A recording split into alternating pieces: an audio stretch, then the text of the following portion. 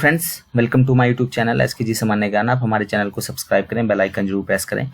आज हम जो हैं वो हिस्ट्री वाले पोर्शन में आधुनिक इतिहास को पढ़ेंगे। ठीक है, तो जो मॉडर्न हिस्ट्री है उसकी शुरुआत करते हैं। इससे पहले हमने जो प्राचीन इतिहास है और मध्यकालीन इतिहास है वो पढ़ लिया है।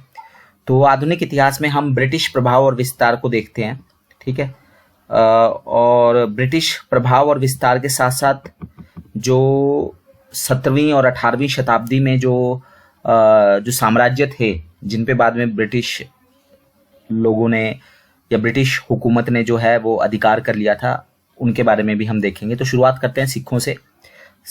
जो हम मध्यकालीन भारत में हमने सिख गुरुओं के बारे में पढ़ा था, ठीक है, लेकिन यहाँ पर हम जो एक तरह से जो साम्राज्य सिख साम्राज्य रणजीत सिंह के टाइम था उसके बारे में चर्चा करेंगे और बाद में जो एंग्लो सिख वार हुए उसके बारे में चर्चा करेंगे। तो शुरुआत करते हैं। महाराजा रणजीत सिंह का जन्म जो है वो गुजरांवाला में हुआ था। गुजरांवाला वर्तमान में पाकिस्तान में है। 1780 में हुआ था। और मिसल के बारे में पूछते हैं। ठीक है, गुरु गोविंद सिंह के बाद सिख जो है वो 12 मिसलों में जो है वो विभाजित हो गए थे। तो जो रणजीत सिंह थे उनकी जो मिसल थी वो थी सुकर चकिया।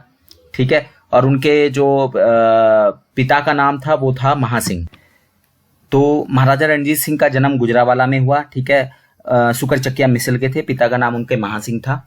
और 1798-99 के आसपास वो जो हैं वो लाहौर के शासक बने। और सन 1809 में 25 अप्रैल सन 1809 में चार्ल्स मैटकैफे और महाराजा रणजीत सिंह के बीच में अमृतसर की संधि हुई। एक तरह से अंग्रेज जब तक महाराजा रणजीत सिंह जिंदा थे वो उन्होंने सिख साम्राज्य पे कोई दृष्टि नहीं डाली। ठीक है, 7 जून 1839 को महाराजा रणजीत सिंह की मृत्यु हो गई।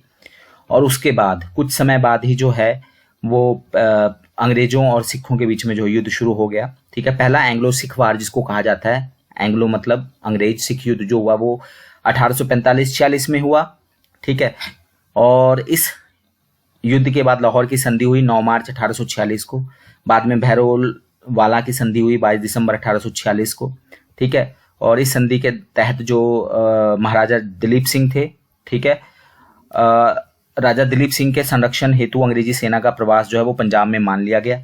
ठीक है, तो राजा जो दिलीप सिंह थे वो जो है अंग्रेजों के अधीन जो है वो एक तरह से शासन करने लगे। जब दूसरा एंग्लो सिख वार हुआ 1849 में, उसके बाद पूरे के पूरे पंजाब का विलय जो है वो अंग्रेजी राज्य में कर लिया गया। ठीक है, लॉर्ड डलहौजी ने। तो इस तरह से सिख साम्राज्य का जो है 1849 में जो है वो पतन हो गया। ठीक है, जो अपने चरम पे था महाराजा रणजीत सिंह के टाइम। फिर बात करते हैं हम अवध की।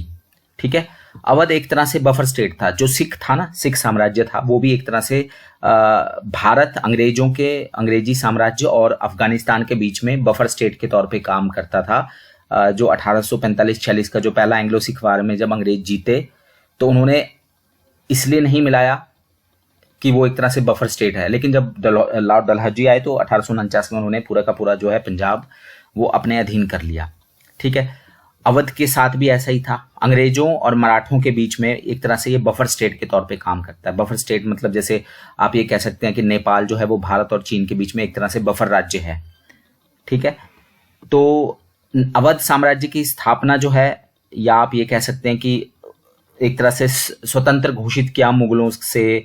पहले वो मुगल के अधीन थे। तो जो सादत खान बुरहानुल मुल्क जो हैं, ठीक है, सादत खान बुरहानुल मुल्क, उन्होंने अवध साम्राज्य की स्थापना की 1732 में और खुद को स्वतंत्र घोषित कर लिया। ठीक है, बाद में 1775 में अवध के नवाब बने आसफुद्दौला।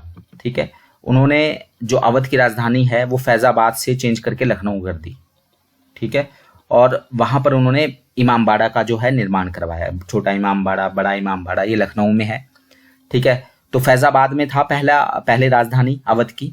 ठीक है, 1732 से 1775 तक। ठीक है, और नवाब आसफुद्दौला ने जो है फैजाबाद से राजधानी लखनऊ शिफ्ट करी। और वाजिद अली शाह ये अवध के आखिरी नवाब थे। ठीक है, तो सादत खान बुरहानुल मुल्क जो है वो पहले नवाब कह सकते हैं आप अवध के। ठीक है, और अवध का आपको याद भी आएगा भी जब हम बाद में बक्सर की लड़ाई देखेंगे तो उसमें अवध का बहुत बड़ा रोल था। ठीक है, फिर है हैदराबाद राज्य। ठीक है, तो 1724 में निजामुल मुल्क ने जो है वो हैदराबाद की स्थापना की। ठीक है, 1924 में। फिर हम इसके बाद बात करते हैं मैसूर की। तो मैसूर साम्राज्य की अगर हम बात करें तो हैदर अली ने जो है वो मैसूर का एक तरह से शासक बना। इससे पहले भी शासक हुआ करते थे मैसूर साम्राज्य के, लेकिन जो अंग्रेजों से टकराए उसमें मेन थे हैदर अली और उसका बेटा टीपू सुल्तान। ठीक है, तो 1761 में मैसूर का शासक बना हैदर अली। ठीक है, और 4 युद्ध हुए हैं, एंग्लो मैसूर वॉर जिसको कहते हैं हम। ठीक है, आंग्ल मैसूर युद्ध। तो जो पहला युद्ध हुआ था वो हुआ था हैदर अली और अंग्रेजों के बीच में। ठीक है, तो हैदर अली ने अंग्रेजों को हरा दिया था। 1767 से 69 तक मैसूर का शासक हैदर अली और अंग्रेजों की तरफ से लॉर्ड वेरेलस्ट लड़े थे। तो मद्रास की संधि के साथ समाप्त हुआ था और इसमें अंग्रेज जो है वो पराजित हो गए थे। दूसरा एंग्लो मैसूर वॉर जो हुआ था वो जनरल आर्क्यूट और ने जो है पेट्रोनोवा युद्ध 1781 का जो युद्ध है उसमें हैदर अली को परास्त किया और बाद में हैदर अली की जो है वो मृत्यु हो गई थी। एक तरह से हम ये कह सकते हैं कि ये मतलब इसमें कोई फैसला नहीं हो सका था इस युद्ध में और उससे पहले ही हैदर अली की मृत्यु हुई। तो कई बार क्वेश्चन ये भी पूछ सकते हैं कि हैदर अली की मृत्यु किस युद्ध के दौरान हुई थी। तो द्वितीय जो एंग्लो मैसूर युद्ध हुआ था 1780 से 84 तक, तो हैदर अली ने लड़ा 81 तक। 81 में पेट्रोनोवा के युद्ध में उसकी मृत्यु हो गई। बाद में टीपू सुल्तान ने आगे इसको युद्ध को कंटिन्यू किया। ठीक है, और यहाँ पे वारन हेस्टिंग्स ने लड़ा था ये युद्ध।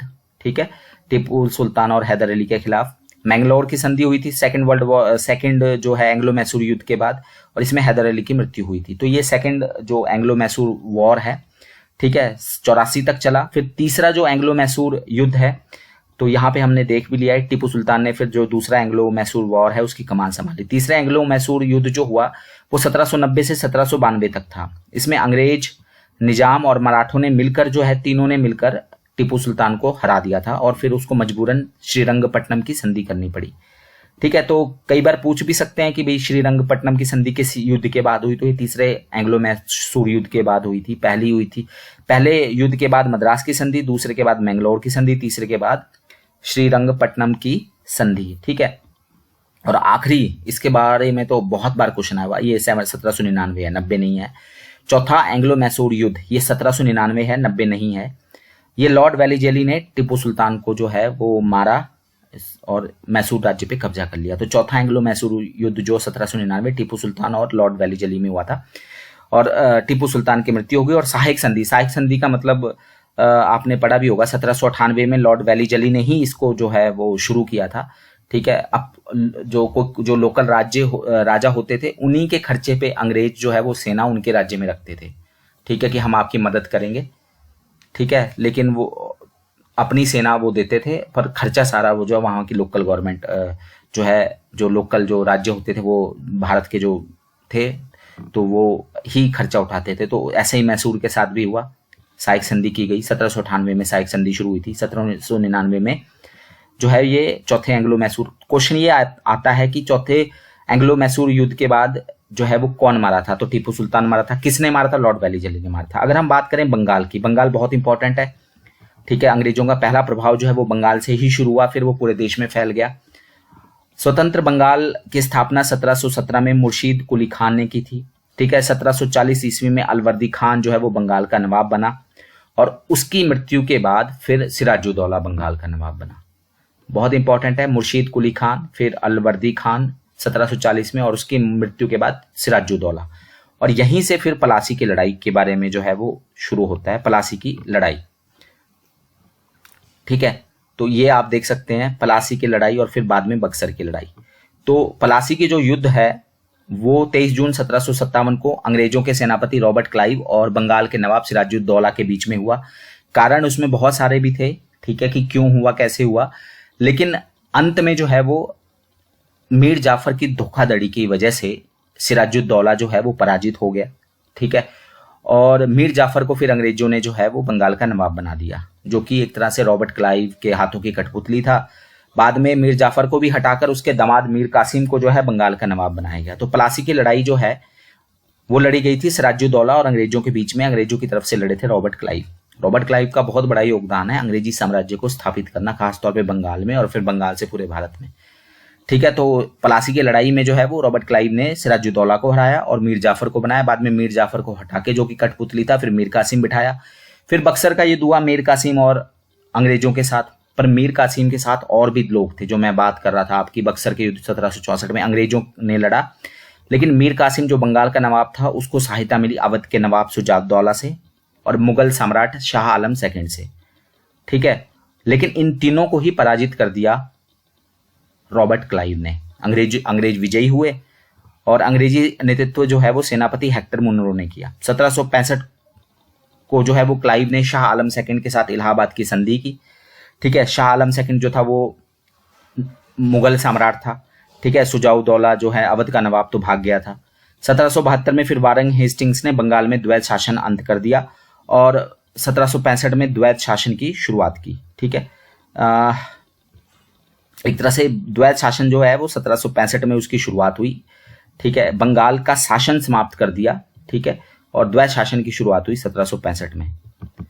इसके बारे में भी हम पढ़ेंगे। अगर आगे देखते हैं हम बंगाल के प्रमुख गवर्नर जनरल, भारत के गवर्नर जनरल और जो ब्रिटिश भू राजस्व नीतियां हैं, ठीक है, वो हम नेक्स्ट वीडियो में पढ़ेंगे। धन्यवाद, थैंक यू।